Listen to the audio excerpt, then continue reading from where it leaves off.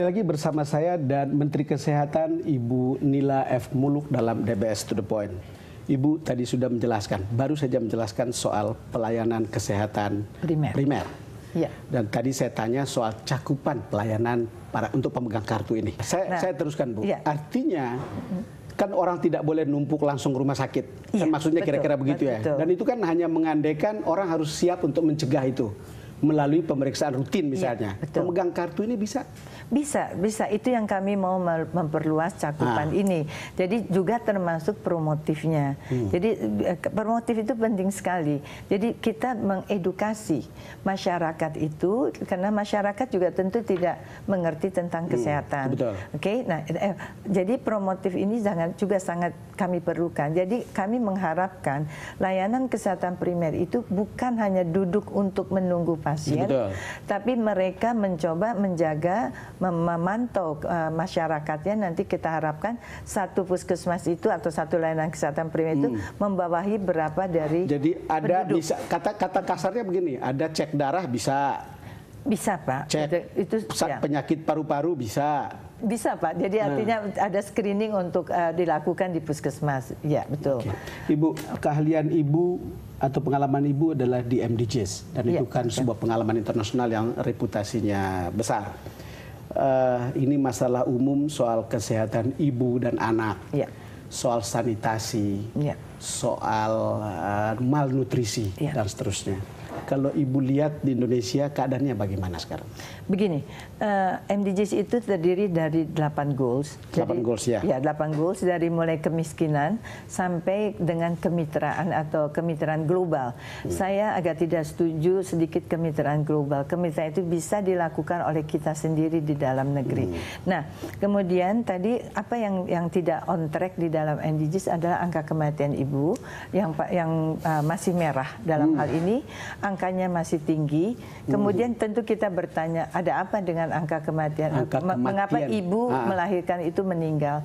Saya tidak bisa menyalahkan hanya kesehatan, karena di sini termasuk ada hal-hal faktor sosial lainnya. Betul. Misalnya, satu, itu transportasi.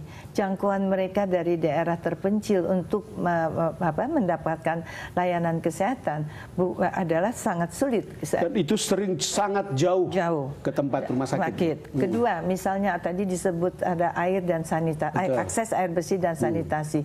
Kita ketahui kalau kita tidak mempunyai akses air bersih atau sanitasi yang baik, pasti ibu-ibu ini juga akan menderita cacingan atau kita sebut akhirnya dia anemia. Begitu dia melahirkan ada sedikit mengalami perdarahan, tentu dia akan mengalami sesuatu yang menjadikan perdarahan yang cukup besar.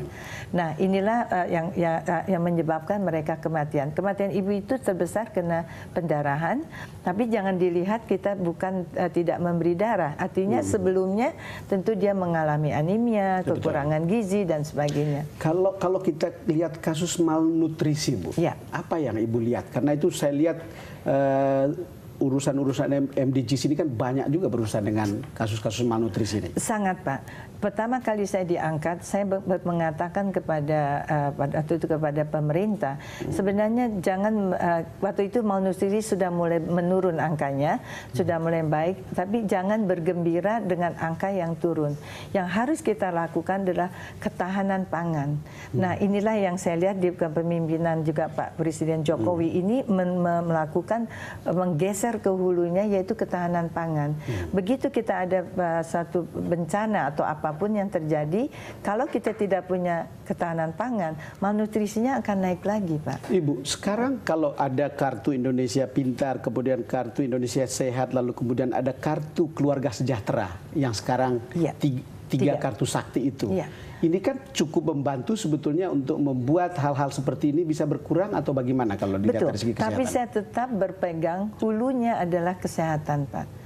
Hulunya adalah kesehatan. Jadi kartu Indonesia Sehat, karena itu kami geser, jangan kuratif, jangan hanya pengobatan, tetapi kami geser ke preventif, promotif tadi. Ibu-ibu itu harus tahu menjaga kesehatan dirinya, harus tahu bagaimana merencanakan keluarganya, tidak asal saja punya anak, Pak. Kita harus menghitung gaji suami itu cukup berapa anak. Itu yang memutuskan ibu ya, Pak ya. Betul-betul. Bu, kita akan lanjutkan setelah ini.